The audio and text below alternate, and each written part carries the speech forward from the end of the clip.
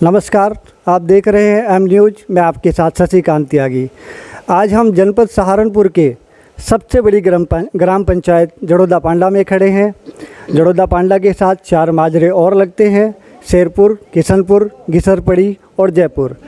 इन 5 गाँव को मिलाकर एक ग्राम पंचायत बनती है, जिसमें एक प्रधान को चुनाव होता है, एक प्रधान चयनित होता है। और अब की बार हमारे जड़ोदा पांडा से जो प्रधान बने हैं वह एक युवा हैं। सबसे बड़ी ग्राम पंचायत के प्रधान, युवा प्रधान सालू त्यागी आज हमारे साथ हैं। आइए उनसे बात करते हैं। सालू त्यागी जी, सबसे पहले तो आपको बहुत बहुत बधाई। आप प्रधान के रूप में जनता जनार्दन के आशीर्वाद से आप चयनित हुए। सबसे पहला सवाल कि आपकी प्राथमिकताएं क्या हैं? धन्यवाद आपका बहुत बहुत, और धन्यवाद सभी देवतुल्य मतदाताओं का जड़ोदा पांडा के। प्राथमिकता में पहली बड़ी समस्या जो गांव की है वो ये है कि गांव में जल भराव की समस्या बरसात के पानी की बहुत ज़्यादा है। और अब की बार तो सभी के घर में पानी घुस गया, बारिश ज़्यादा हुई। इसके लिए प्रयास किया भी गया। जितने भी नाले थे गांव में, चार नाले हैं गांव में, चारों को सफाई करा दी गई थी बरसात से पहले ही। लेकिन फिर भी जो संतुष्टिपूर्ण कार्य था वो नहीं हो पाया, उसके बाद भी जल भराव हुआ।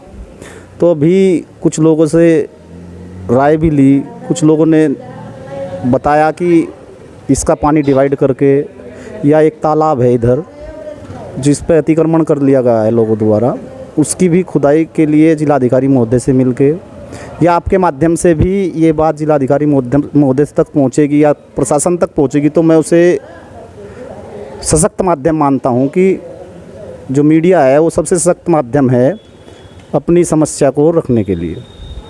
और मुझे उम्मीद भी है कि आपके माध्यम से ही हमारा समाधान हो जाएगा इस बात का। उसके अलावा जो पानी की टंकी बनी हुई है गांव में, वो खाली एक सफ़ेद हाथी बन के खड़ी हुई है। बहुत बड़ी लागत लग के बनी, लेकिन आज तक कभी भी वो सही से पानी सब तक नहीं पहुंच पाया उसका। जो सड़कें तोड़ी गई उनकी रिपेयर सही से नहीं की गई। तो उसके लिए भी संबंधित विभाग से मिलके उसके बारे में भी अपनी समस्या रखेंगे। प्रार्थना पत्र या शिकायत पत्र देंगे उनको कि वो पानी की जो पाइपलाइन है उसको दोबारा से सही कराई जाए, और जहाँ पर भी सड़कें टूटी हुई हैं उनको भी वो मरम्मत कराएं। इसके अलावा जो प्राथमिक विद्यालय हैं उनकी हालत भी ख़राब है बहुत।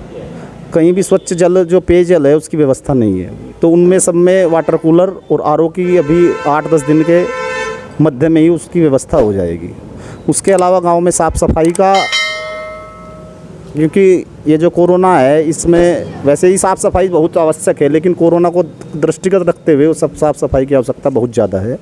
तो उसके लिए सैनिटाइज हम 2 बार करा चुके हैं, सफाई भी 1 बार गांव की पूरे करा दी। और जो सफाई कर्मी हैं वो निरंतर लगे हुए हैं, उनका एरिया बांटा हुआ है यहाँ। और सफाई कर्मी भी की भी 1-2 की कमी है, उसमें भी उसके लिए भी प्रयास करेंगे कि वो गाँव में पूरे हों। इसके अलावा जो हमारा पंचायत भवन है उसको मजबूत करने का प्रयास रहेगा। वो भी जर्जर अवस्था में था, उसमें भी जो उसका कार्य है वो शुरू हो गया है टाइल वाइल का, और उसमें इंटरनेट की सेवा और कंप्यूटर रखा गया। जितनी भी समस्याएं हैं लोगों की, आय की, जाति प्रमाण पत्र की, वो समस्या, मृत्यु प्रमाण पत्र की, वो यहीं पे होगी। उसके अलावा एक प्रयास ये रहेगा कि वहाँ एक अच्छी पुस्तकों की, जो हमारे महापुरुष हैं उसकी लाइब्रेरी भी हो, जिसका जो हमारा इतिहास है वो सब तक पहुँच सके, और उसे इतिहास को अपनी प्रेरणा मानकर जो हमारी आने वाली पीढ़ी है वो उनकी प्रगति हो उससे। और इसके अलावा जितनी भी विधवा पेंशन है या वृद्ध पेंशन है, उनके लिए जितने भी पात्र लोग हैं उनके लिए प्रयासरत रहेगा कि वो जन जन तक पहुँचे। और जो राशन की व्यवस्था है वो भी सही रहे, राशन डीलर सही राशन दे।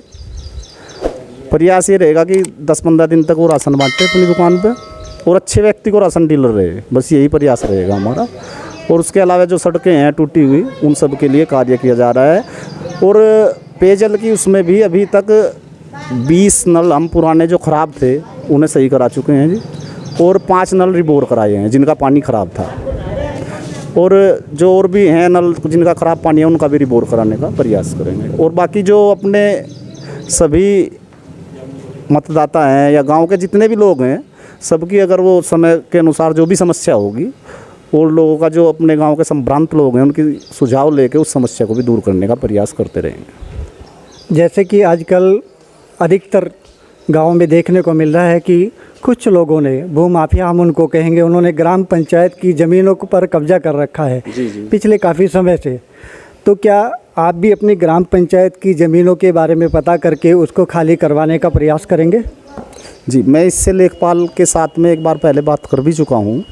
वो भी थोड़ा व्यस्त था, एक राष्ट्रीय राजमार्ग जो निकल रहा है उसमें, और मैं सोमवार में जाऊंगा जिलाधिकारी महोदय के पास भी इस बारे में, क्योंकि कुछ तो पंचायत की ज़मीनें हैं जो लोगों ने कब्जाई हुई हैं, जिससे के छूटने से पंचायत की आय भी बढ़ेगी, एक्स्ट्रा आय होगी, और जिससे हम और ज़्यादा विकास गांव का करा पाएंगे।